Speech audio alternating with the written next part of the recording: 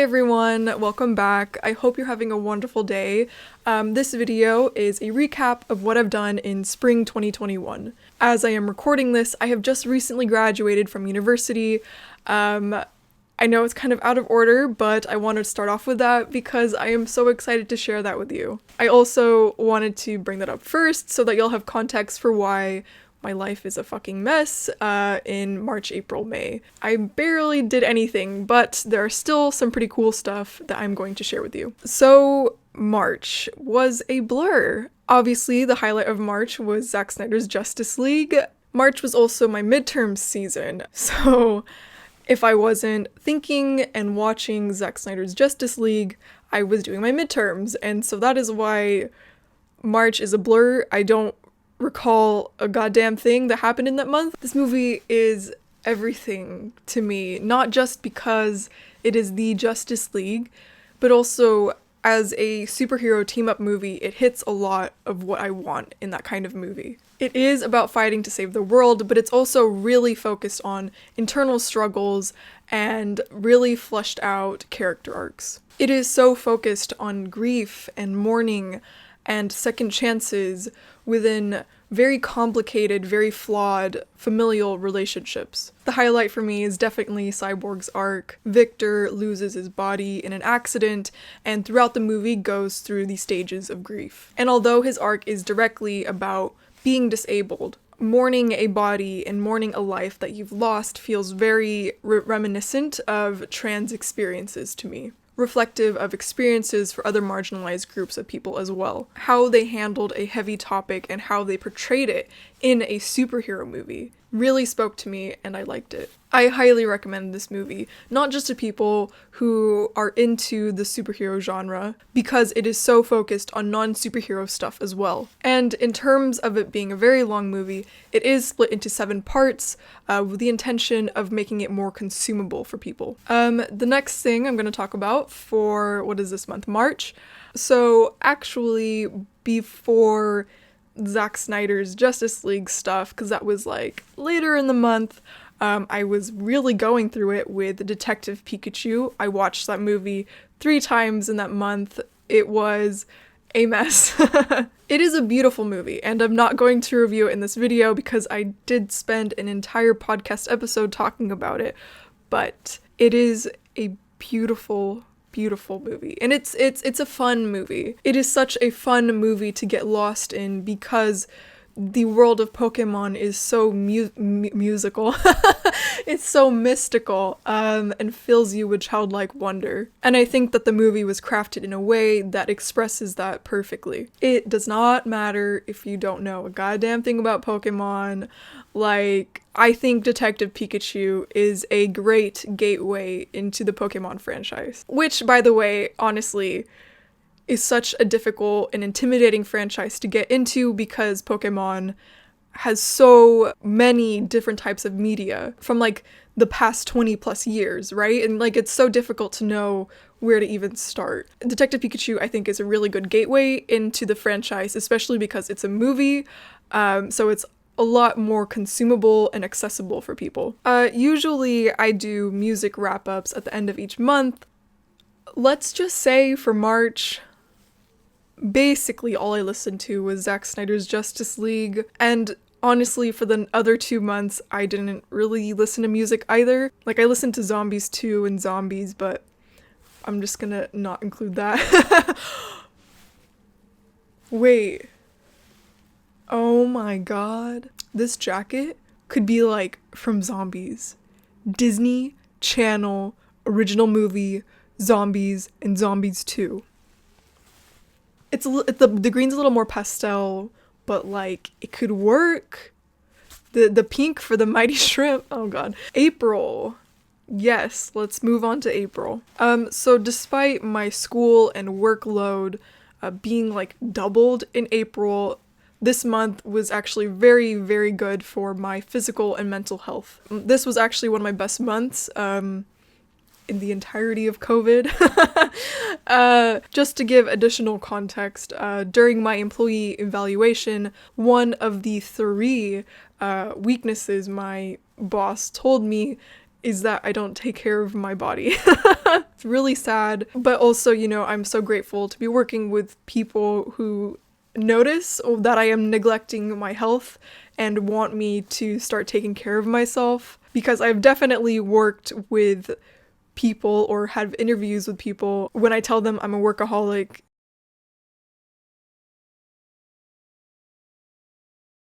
Their response is like with the capitalist mindset that like that's a good thing. It isn't a good thing. It's a bad thing. Your employees should be taking care of their bodies and you should not be viewing them as money-making machines. But anyways, yeah, this month, that month, what is it, April, I went outside a lot and exercised more frequently, and I felt really great and happy with my body, and it was a really awesome feeling. So in April, I had some 5-star books and movies, and they were just back to back, and like honestly, that was so shocking, and I think it's because I've really cut down on the books that I read. I used to be that person who was really focused on hitting that 100 book milestone and then 150 and then 200, whatever. And you know, that shit is just really rooted in capitalism and elitism. I'm over it. I am just reading the books that I know will at least be a 4 or 5 stars for me. And like, it's worked out really great because I've read some really fucking good books recently. I am just going to list a few from that month because I don't want to spend too much time talking about it. But the first one is Jurassic Park. For Labyrinth the Bazaar, we had reviewed the Jurassic Park movie. My co-host had read the book and I hadn't. So after that podcast recording, I felt motivated to read the book too. I really, really enjoyed it. I gave it 5 stars. It is really well written, critical thinking about capitalism and power. And in the movie, it is just a handful of scenes that talk about it, but in the book, it's throughout the whole thing. So it's really, really great, and I really enjoyed it. I love books that delve into critical thought within the fiction world. It's fun. I really, really recommend it. Take your time reading it. Just absorb like the critical discussions and reflect on it. It's so fun to critically think with a book, you know, like when the book is about critically thinking and then you are critically thinking. This book is awesome. It's great. Gengar approves, right, Gengar? I wish I could. Gengar is reading, but like, I don't know what I'm doing. Anyway, moving on. Oh, yes. So in one of my previous videos, I said, please yell at me if I buy comic books, and guess what I did in April? I bought fucking comic books like an idiot. This is the other history of the DC universe. I rated this 5 stars. Look how pretty this is. Ugh, I love that. Wow. Oh wait, I was supposed to talk, right. So the other history of the DC universe is an ongoing series that reanalyze and deconstructs some of the oldest heroes of color in DC Comics. As you can see on this cover, this is Black Lightning. The series is really focused on multiple aspects of white supremacy within the lore and real-world reactions to these comic book characters. It starts from the origin of these characters to where they are now. The art also looks really old-fashioned, gives me that Watchmen vibes, which is like from the 80s, question mark, but the art style is like, it gives me a lot of nostalgia, and I really like it, and it fits the tone of the comics. It's not just, you know, like, ooh, nostalgia sort of thing. And this is the variant cover of the issue I just showed you. I really love the detail of this one. Yeah, I intend to take some pictures for my Instagram so I can show off the detail, because it's really, really great. On top of being a great series, I also bought it because I really like the covers. And here is my third one. It's the cover for Katana. Ugh, there's so much detail that like you can't see right now, but like, ugh, it's so pretty. I honestly wouldn't recommend this series to people who aren't familiar with comic books or comic book tropes, the other history of the DC universe is really similar to Watchmen and The Dark Knight Returns, in the way that they are deconstructionist comics. And there are definitely deconstructionist comics that aren't as heavy and are more consumable, like The Boys and Invincible, and even the film Batman v Superman. But that is a heavy movie though. But it is more consumable because it is a film. So deconstructionism is a philosophical theory of literary criticism. Putting that in the context of comic books, specifically superhero comics, it is a cynical look at superheroes that analyzes the flaws of their existence and the genre itself. And hand in hand with deconstructionism is sociopolitical commentary. Deconstructionism cannot exist without it. And of course, I'm not trying to gatekeep the comic or say that you need to have like a huge amount of comic book knowledge in order to read this. I am simply saying if you have not read a superhero comic, you should not start with this one. And that is my opinion. You can definitely read it and appreciate the sociopolitical commentary without context, but I think it's a plus to be able to read it and follow the criticism to its full intent. So next is the Godzilla movie from 1954 and Shin Godzilla from 2016. I was introduced to Godzilla through the Western movies, and it wasn't until I watched Godzilla and Shin Godzilla that I realized how whitewashed the Western movies are, because the cultural context is completely erased. I did not know that Godzilla was a direct reference to atomic bombs. And to anyone who's gonna say that is common knowledge, bro, do not shame me for not knowing this. I am getting into the fucking franchise. Don't be a dick about it. Godzilla is quite literally utilized to express how a country grieved and lived in fear because of atomic bombing. And while I love the character designs and the visuals of the Western movies, it is not enough. And the way that Japan handles Godzilla with so much care, the movies are just significantly more emotional and impactful. And I wish Westerners would just keep their goddamn hands off of things that they want to remake and capitalize on. Godzilla was first released in 1954. It is an old black and white movie, and if it's not for you, I totally understand. I feel like that is a very specific taste. I was genuinely surprised at how good the story was. By the time I finished this movie, it was past midnight. And if you don't know, I'm the type of person who sleeps at 10:30 or 11, so the fact that I didn't fall asleep is actually it's a huge sign that the story was crafted in a way that could maintain the audience's attention, and it holds up by today's standards. Shin Godzilla was released in 2016, and because it is more recent, I think more people are susceptible to watching it. This movie doesn't have a lot of Godzilla in it. And I have said previously that less Godzilla is the flaw of the Western movies, but in this case, it doesn't apply. Just ignore what I said. Again, this movie is very focused on Japan's cultural context with atomic bombs. Shin Godzilla is focused on the government and politicians, and I know that sounds like a turnoff, because fuck politicians, and also because that usually means that politicians are just being stupid and hypocritical on screen, and that is intentionally done to anger the audience, but it's not like that in this movie. Shin Godzilla explores the emotional internal conflict of having the responsibility for the lives of so many people with the context that your country has endured a history of atomic bombing. Godzilla is a franchise I never would have thought I would get into, and if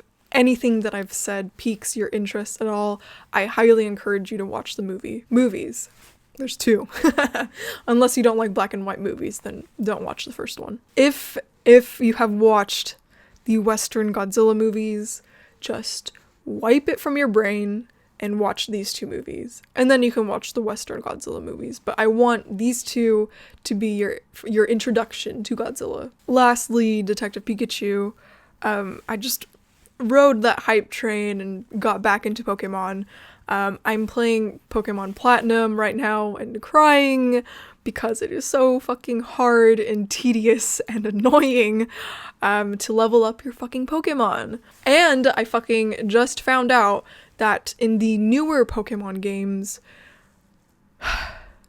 when you battle, your whole team gets EXP. And part of me fucking died when I found out about that because of how many hours of pressing the same goddamn buttons I had to do for Pokemon Platinum, and I am still not that far into the game. So fucking annoying. But fun stuff. I bought merchandise because I really like the gym leaders for Pokemon Sword and Shield. I think they stand out a lot more and they're given a lot more personality, especially because of Pokemon Twilight Wings. So I'm really into Raihan and Leon, the characters themselves, and also like as a pairing, I think they're really nice because they're rivals. So I have this Ray Leon pin, so fucking cute. And then from the same artist, I also got Piers and Nessa. I'm like angling them differently because of the glare. Sorry for the weird positioning. And then I have 4 fucking more. I don't know how to not spend money. I got the siblings, Marnie and Piers. Piers is so emo and I love him so much. And I love that the colors for the pins are like pink and purple. Just, you know, to give myself a variety because I think a lot of my pins kind of look the same. And then of course, Raihan and Leon. Yeah, so Raihan and Leon. Anyways, yeah, so these are the pins that I bought. And Raihan is very attractive. And I am drawing fan art for him. And struggling. I'm really struggling. Yeah. When am I not struggling with art? Okay, so lastly, May. I'm not going to talk about it too much, but I at least want to mention Beastars because Louis the Red Deer, great character. The story I have thoughts about, but the highlight is definitely the characters. I think they're fucking awesome. They're just so funny, so interesting. Legoshi though, sometimes you stupid main character, shut up. But the highlight is definitely Apex Legends. Oh my god. Okay, Apex is great. I started getting into Apex Legends in October because I was thirsting over Revenant because robots. And then I started actually playing the game in May, and Mirage and Octane stole my heart. I love them both so much. Men. Cause like Revenant, look, buddy, you have a great voice. Like, what the hell are you? Death.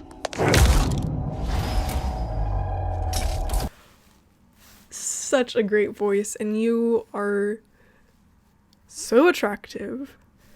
And you like murder a lot of people, but bro, your personality is shit. I'm just gonna admire you from a distance because you lack social skills. But Mirage and Octane, wow, look at them. Okay, I'm not, no, yes, do it. Okay, so Mirage is like, uses humor to like, he's that dude who uses humor to cover up his pain and insecurities. I love that. He's so, he talks too much, he flirts, it's great. I love that.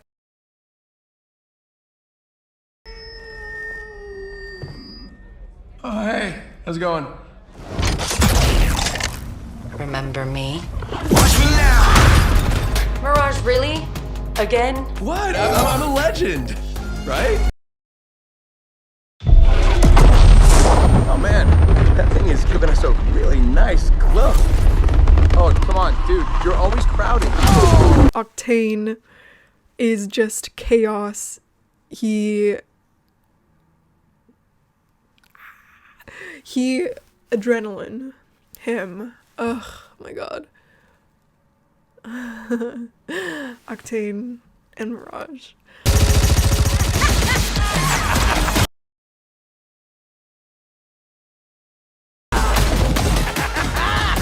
Do it slow, amigos. Just get it done.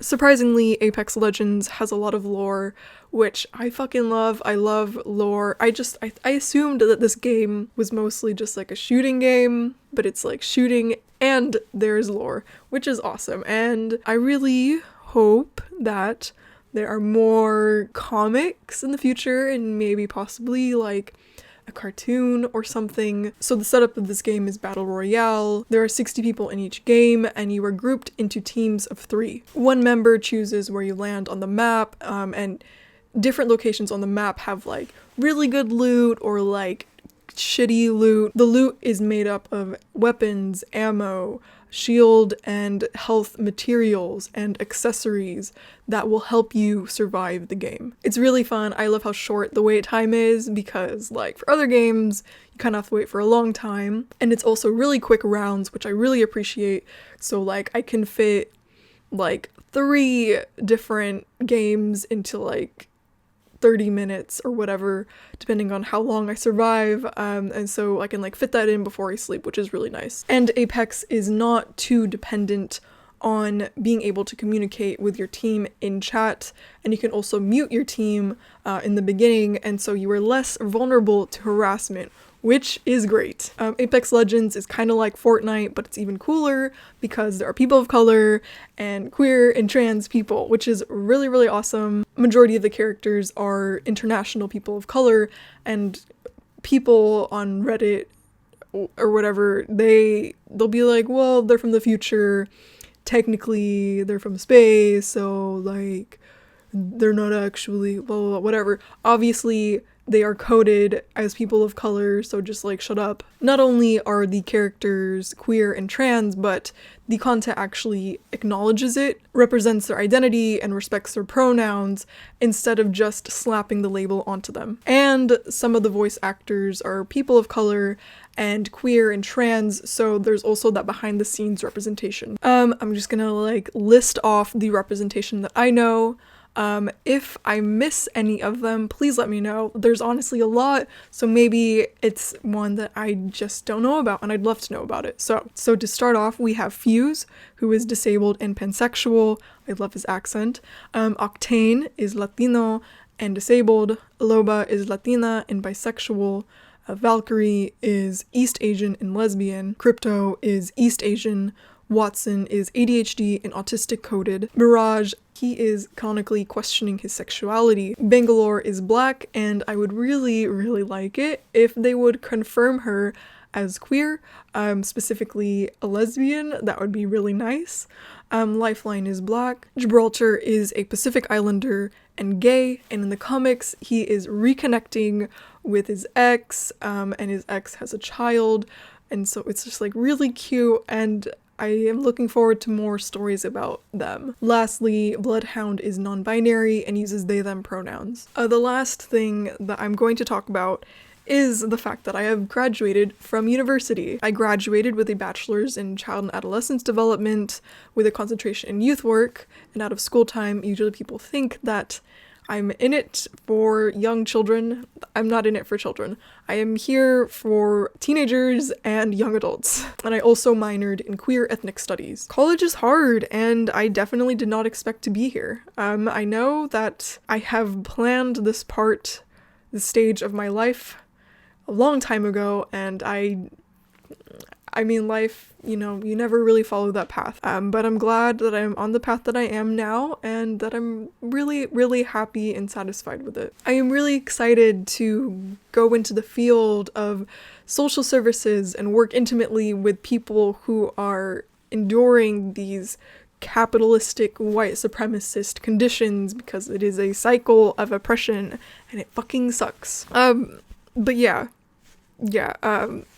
this is a new stage of my life, and thank you for supporting me and sharing your laughter and enjoyment with me through these videos, through my social media. I have no idea what the rest of this year is going to look like. It's fucking terrifying, but it's also really exciting, and I hope that y'all will stick around and be here with me. That is all I have for this video. Thank you so much for being here with me. Please like and subscribe if you'd like to support me that way. Take care of yourself, stretch, drink some water, floss if you can, and I'll see you next time.